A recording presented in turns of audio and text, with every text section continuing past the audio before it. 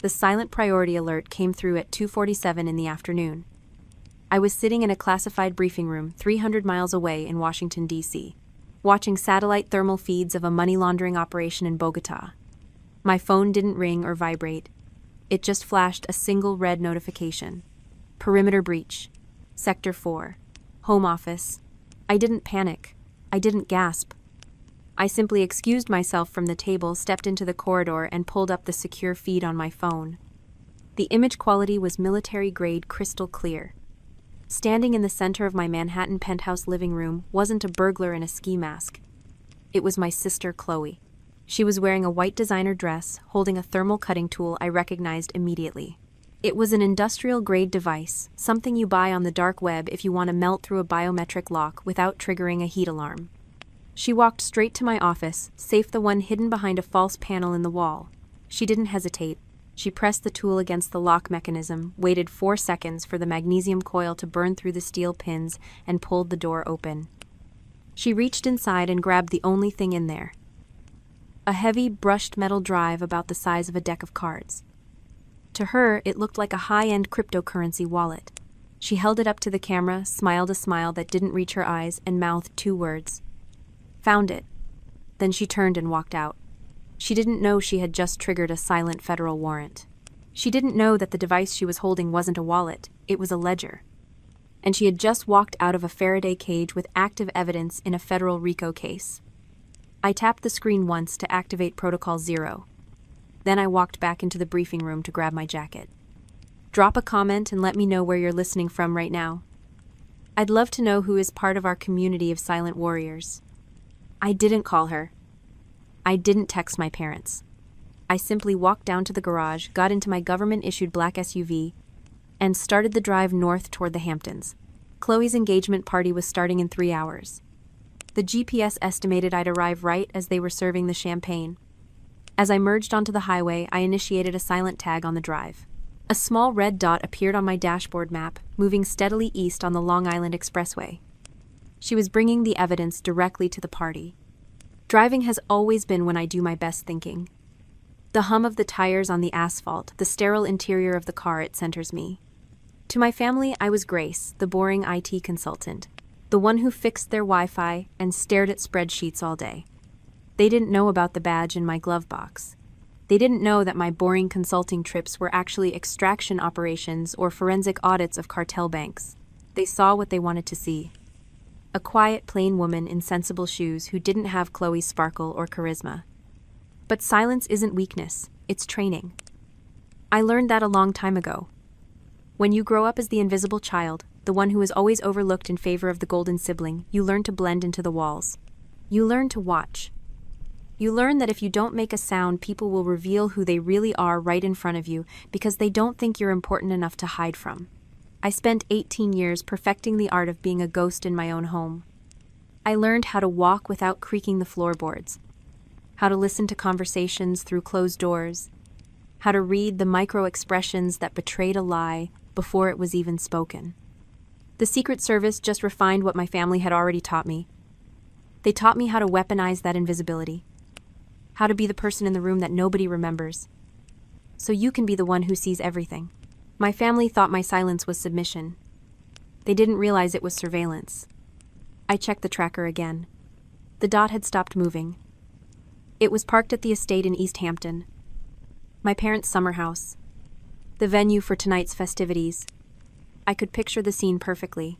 White tents on the lawn, an open bar serving vintage champagne, my mother Angela fluttering around in pastels, making sure every napkin was folded just so. My father Richard holding court with his scotch, talking loudly about market trends he didn't understand. And Qley, the star of the show, glowing in the center of it all, probably telling everyone how she'd saved the day by finding the funds for the deposit. They had no idea what was coming down the driveway. I called my deputy director. I didn't ask for permission. I didn't ask for help. I gave a situation report. Asset compromised. Location confirmed. Requesting tactical intercept.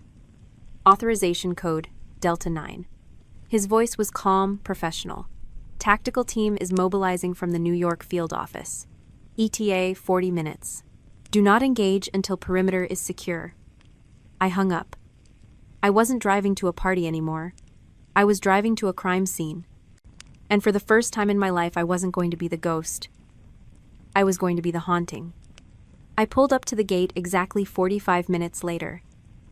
The sun was beginning to set, casting long shadows across the manicured lawns. I could hear the faint sound of a string quartet playing something classical and expensive. The valet looked at my SUV with confusion. It wasn't the usual luxury sedan or sports car. It was covered in road dust and looked like a tank. I ignored him, parked it myself on the grass, and stepped out. I smoothed my blazer, checked the concealed carry holster at my hip to make sure it wasn't printing, and walked toward the white tent. The air smelled of expensive perfume sea salt and the distinct rotting sweetness of entitlement. My mother spotted me first. She didn't smile. Her eyes flicked up and down my outfit, black trousers, black blazer, white shirt, and narrowed. She walked over not to greet me but to intercept me. "Grace," she hissed, keeping her voice low so the guests wouldn't hear. "You're late, and look at you. You look like you're going to a funeral, not your sister's engagement party. Couldn't you have worn something festive just for once?" I looked at her. Really looked at her. I saw the tension around her eyes, the way her hands fluttered nervously. She knew. She knew Qley had stolen the drive. She just didn't care. "I'm here now, Mother," I said, my voice flat. "Where is Qley?" "She's busy being the bride-to-be," my mother snapped. "Don't bother her. And try to smile. People are watching." She shoved a glass of champagne into my hand and turned back to a group of women, instantly switching on her charm. I watched her go. I took a sip of the champagne. It was warm. I set the glass down on a passing tray and scanned the room. There she was. Qley. She was standing by the head table, laughing at something her fiancé Tyler had said. She looked radiant. She looked victorious. And right there, sitting on the table next to her clutch, was the drive. It wasn't even hidden. She had it out like a trophy. I felt a cold, hard knot of anger tighten in my chest. Not because she stole from me, but because she was so arrogant, so sure of her immunity that she didn't even think she needed to hide the evidence. I started walking toward her. My father intercepted me next. He clapped a heavy hand on my shoulder, his breath smelling of scotch. "Grace, you made it." He didn't sound happy. He sounded relieved, like a problem had been managed. "Listen, your mother tells me you might be upset about the borrowing. We'll talk about it later, all right? Don't make a scene. It's family money anyway. We all pitch in." The borrowing. That was their word for it. Not theft, not breaking and entering. Borrowing. I looked at my father's red, sweating face and realized the true horror of their psychology. They didn't see me as a separate person. To them, I was just an extension of the family organism. My apartment was their apartment. My money was their money. My boundaries were just suggestions they could override whenever the golden child needed something. This is what psychologists call enmeshment. It's a form of narcissistic control where the individual identities of family members are erased to serve the needs of the dominant parent or the favored child. In their minds, they hadn't robbed me. They had just reallocated assets from the storage unit me to the showroom Qley. They felt entitled to my resources because they viewed me not as a human being with rights but as a utility. A faucet they could turn on whenever they were thirsty. And the terrifying part, they genuinely believed they were the good guys. They thought they were helping me by giving my useless savings a purpose. By giving it to Qley. I gently removed my father's hand from my shoulder.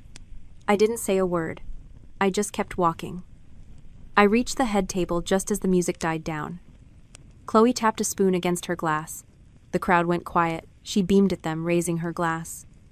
"Thank you all for coming," she announced, her voice tinkling like a bell. "I know there were some rumors that we might have to change venues last minute due to some deposit issues."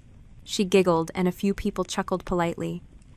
"But I am so happy to say that thanks to a generous, unexpected contribution from my wonderful sister Grace, we were able to secure this dream location." The room erupted in applause. Everyone turned to look at me, smiling, nodding, thinking I was the benevolent benefactor, the good sister. Qley blew me a kiss. My mother beamed at me from the front row, mouthing, "See, it's fine."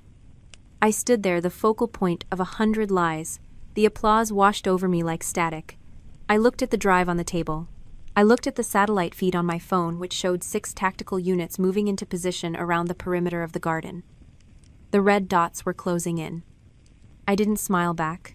I didn't wave. I walked up to the table, reached past the flowers, and picked up the drive. The room went dead silent. Qley's smile faltered. "What are you doing, Grace?" she hissed through her teeth. "Put that back." I turned to face the crowd. I held up the drive. It caught the light, heavy and cold and metallic. "This isn't a contribution," I said. My voice wasn't loud, but it carried to the back of the tent. I didn't engage my diaphragm. I engaged my command voice. The voice I used when I was briefing the Joint Chiefs. The voice that didn't ask for attention but demanded compliance. "This is federal evidence," I said. "And you have exactly 10 seconds to explain why you removed it from a secured facility before the people outside come in here and ask you themselves." Qley laughed. A nervous, high-pitched sound. "Oh my God, Grace. You're so dramatic.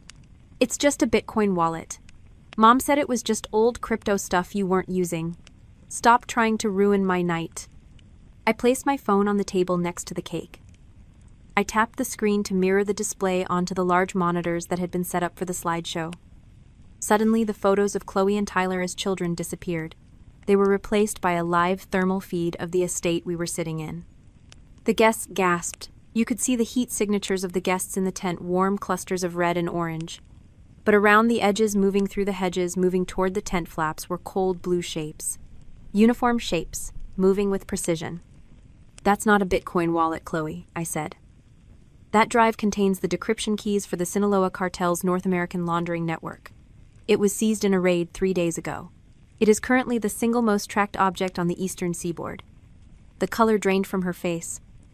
My parents stood up, knocking over their chairs. Richard was shouting now.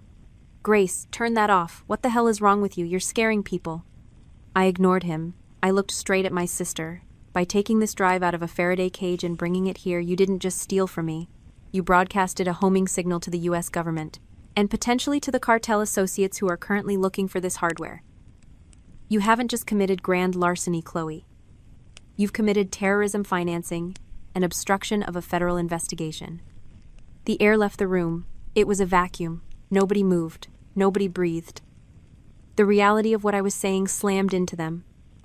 This wasn't a family squabble. This wasn't drama. This was real. "But we just wanted the money," Qley whispered. Her voice was trembling. Mom said you wouldn't mind." I looked at my mother. She was clutching her pearls, staring at me with pure hatred. "You did this," she spat. "You brought this danger into our house. You set her up." I shook my head. "No, Mother. I didn't set her up. I just stopped protecting her from reality. And reality has a way of crashing the party." I tapped my earpiece. A gesture none of them had ever seen me do. "Protocol 0 is active. Suspect is in custody of the asset. Proceed." The lights in the tent cut out. For a second there was total darkness, then the sound of flashbangs detonating in the garden. Boom, boom, boom. White light flooded the tent, blinding and disorienting. Guests screamed and dropped to the floor. The canvas walls of the tent were sliced open. Tactical teams in full-body armor poured in laser sights, cutting through the smoke. Federal agents, get down, get down. It was chaos. Expensive crystals shattered. Tables were overturned. People were scrambling, crawling under tablecloths, sobbing. I stood still. My hands were visible, held away from my body. I was the only person in the room who wasn't panicking. I watched my father, the man who had ruled our family with an iron fist of disapproval, cower under the buffet table, covering his head with a linen napkin. Agents swarmed the head table. Qley tried to run. It was a pathetic attempt. She scrambled backward, tripping over her train, and tried to shove the drive into a floral arrangement. A tactical officer tackled her. The image was visceral. The influencer in her $5,000 engagement dress face pressed into the grass, zip ties being cinched around her wrists. "Get off her," my mother screamed, trying to pull the officer away. "That's my daughter, you can't do this." "Do you know who we are?" Another agent grabbed my mother and forced her back. "Ma'am, step back or you will be detained." The lead agent walked into the center of the tent. Agent Miller. I knew him well. We had worked the Bogota case together. He saw me standing there. He didn't smile. He walked over his rifle, lowered but ready. Agent, he said, nodding to me. Situation report. I pointed at Qley, who was now being hauled to her feet, grass stains on her white dress, mascara running down her face. Suspect in possession of stolen federal evidence, I said. My voice was devoid of emotion. No anger, no pity, just the facts. The chain of custody has been broken. The asset needs to be secured immediately. Qley looked at me. Her eyes were wide, terrified, pleading. Grace, please, tell them it was a mistake. Tell them I'm your sister. I looked at her. I looked at my parents, who were watching me with a mixture of horror and expectation, waiting for me to fix it. Waiting for me to be the invisible fix-it girl one last time. I looked back at Agent Miller. I don't have a sister, I said. Process her. They dragged her away. The screaming didn't stop until they closed the doors of the armored van. The aftermath was a slow-motion car crash. The engagement was called off the next morning. Tyler released a statement distancing himself from the criminal activities of his former fiancée. The influencer brand Qley had spent 5 years building became toxic overnight. Sponsorships were pulled. Her accounts were flooded with comments not of admiration but of schadenfreude. My parents were indicted for conspiracy. The text messages on Qley's phone were damning. They hadn't just known about the theft, they had encouraged it. They had texted her the layout of my apartment. They had told her to take whatever you find. Grace won't do anything. They were facing 5 to 10 years. The estate in the Hamptons was seized by the state for asset forfeiture investigations. I didn't visit them. I didn't go to the arraignment. I was promoted 3 weeks later. My clearance was raised to the highest level for recovering the asset and dismantling the domestic arm of the laundering network. I went back to the empty family home one last time before the state put the locks on. It was silent. The furniture was gone. The memories were just dust motes dancing in the light. I stood in the living room where I had spent so many years trying to be good, trying to be quiet, trying to be worthy of love that was never going to come. I left my key on the counter. I drove back to the city. That night, sitting in my penthouse, I received a letter. It was from the Federal Detention Center.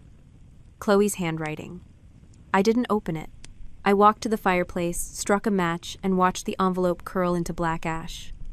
I realized then that I hadn't just survived. I had evolved. I was no longer the boring sister. I was the one who was left standing. You cannot save someone who is addicted to their own destruction. That's the final lesson. If I had tried to save her, if I had covered for her one more time, I would have become an accessory to her crimes. I would have lost my career, my freedom, and my self-respect. I would have burned down my own life to keep her warm for another 10 minutes. Sometimes love isn't about holding on. It's about letting go of the rope before you get pulled over the cliff. Have you ever had to let someone hit rock bottom because you knew saving them would destroy you? Tell me your story in the comments below. And if you want to see more stories of justice served cold, make sure to follow.